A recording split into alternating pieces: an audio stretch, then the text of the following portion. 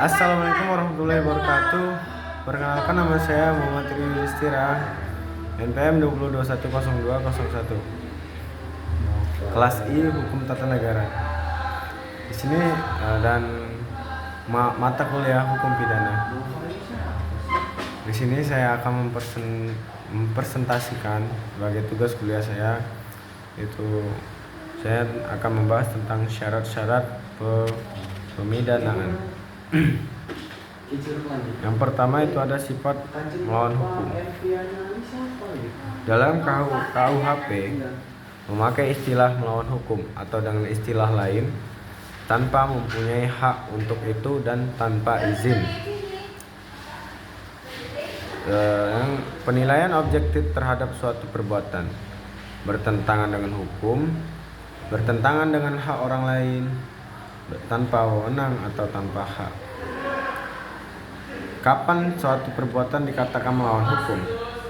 Apabila perbuatan itu masuk dalam rumusan delik sebagaimana dirumuskan dalam undang-undang. Selanjutnya, pembagian ajaran sifat melawan hukum. Yang pertama, sifat melawan hukum umum. Syarat umum untuk dapat dipidana, perbuatan pidana harus bersifat melawan hukum. Dalam hal ini bertentangan dengan hukum. Perbuatan pidana tentu bersifat melawan hukum yang nyata tanpa perlu dibuktikan sifat melawan hukumnya X. Pembunuhan merupakan perbuatan yang nyata melawan hukum. 2. Sifat melawan hukum khusus. Ada kalanya kata bersifat melawan hukum tercantum secara tulis dalam rumusan delik. Yang ketiga, ada sifat melawan hukum yang formil. Menurut ajaran ini, melawan hukum sama dengan melawan atau bertentangan dengan undang-undang. Tertulis saja.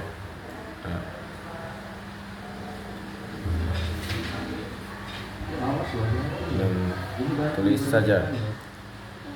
Yang pertama, perbuatan itu diancam pidana. B. Perbuatan itu sesuai dengan rumusan delik tindak pidana dalam undang-undang. C. Melawan hukum, melawan undang-undang. D. Bertentangan dengan hukum positif tertulis. E. Sifat melawan hukumnya ini dapat menghapuskan hanya dengan undang-undang. Pasal 49, 50, 51 KUHP. Sifat melawan hukum yang material. Suatu perbuatan itu melawan hukum atau tidak hanya yang terdapat dalam undang-undang tertulis saja, akan tetapi harus dilihat dari berlakunya asas-asas hukum yang tidak tertulis. A. Perbuatan itu bertentangan dengan undang-undang. B. Sekaligus bertentangan dengan norma umum atau hukum tidak tertulis. C. Hapusnya sifat melawan hukum berdasarkan undang-undang dan aturan tidak tertulis. Yang selanjutnya, sifat melawan hukum yang material berfungsi. A.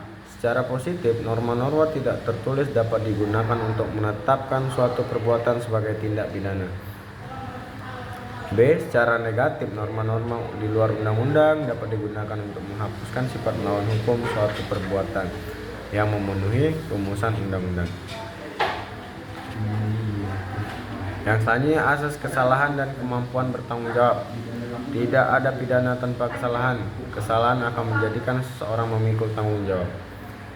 Pengertian kesalahan menurut Khairul Huda adalah dapat dicelanya pembuat tindak pidana karena dilihat dari segi masyarakat sebenarnya ia dapat berbuat lain jika tidak ingin melakukan perbuatan tersebut. Kesalahan memiliki arti penting sebagai asas tidak tertulis dalam hukum positif Indonesia yang menyatakan tiada pidana tanpa kesalahan. Unsur kesalahan dapat dicela diartikan suatu perbuatan diartikan sebagai dapat dipertanggungjawabkan dalam hukum pidana dan dapat dijatuhi pidana. Arti pertama merupakan kesalahan dalam hubungannya dengan fungsi preventif dan arti kedua yang dalam hubungannya dengan fungsi represif dalam hukum pidana. Dilihat dari segi masyarakat, artinya penegasan penilaian normatif terhadap kesalahan pada subjek hukum yaitu manusia Ada tidaknya kesalahan tidaklah ditentukan sebagaimana dalam keadaan kenyataan batin terdakwa, tapi bagaimana penilaian hukum terhadap keadaan batin itu, apakah dinilai atau ada ataukah tidak ada kesalahan. Dapat berbuat lain dapat diartikan sebagai adanya pilihan bagi pembuat untuk berbuat atau tidak berbuat suatu yang oleh hukum dicela. Kemampuan bertanggung jawab tergantung pada keadaan batin yang orang normal, yang sehat, yang mana diatur dalam pasal 44 KUHP. Barang siapa melakukan perbuatan yang tidak dapat dipertanggungjawabkan kepadanya karena jiwanya cacat dalam tubuhnya atau jiwa yang terganggu karena penyakit. Kalau tidak dipertanggungjawabkannya itu disebabkan karena hal lain, misalnya jiwanya tidak normal karena masih muda atau lain-lain, pasal tersebut tidak dapat dipakai. Dari beberapa pendapat para ahli, kiranya dapat diambil kesimpulan bahwa adanya kemampuan bertanggung jawab harus ada: 1. Kemampuan untuk membedakan antara perbuatan baik dan yang buruk yang sesuai hukum dan yang melawan hukum. Berikutnya merupakan faktor akal, intelektual faktor, yaitu dapat membedakan antara perbuatan yang diperbolehkan dan yang tidak baik, yang tidak.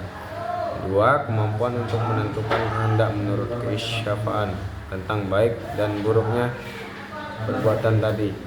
Faktor perasaan atau kehendak, yaitu menyesuaikan tingkah lakunya dengan keinsafan atas nama yang diperbolehkan dan mana yang tidak. Pada dasarnya setiap orang yang berbuat tindak pidana dianggap dalam keadaan normal, sehat, kecuali kalau telah ditemukan bukti sebaliknya. Saya rasa kesimpulannya yaitu bisa kita ambil kalau pada dasarnya setiap orang yang berbuat tindak pidana dianggap dalam keadaan normal, sehat, kecuali kalau telah ditemukan bukti sebaliknya. Saya rasa sekian penjelasan atau presentasi dari saya mengenai tentang syarat-syarat pemindanaan. Syarat-syarat pemindanaan yang atau kita kenal dengan sifat melawan hukum. Apabila saya ada salah kata, saya mohon maaf. Pada Allah saya mohon ampun. Wabillahi taufiq wal hidayah. Wassalamualaikum warahmatullahi wabarakatuh.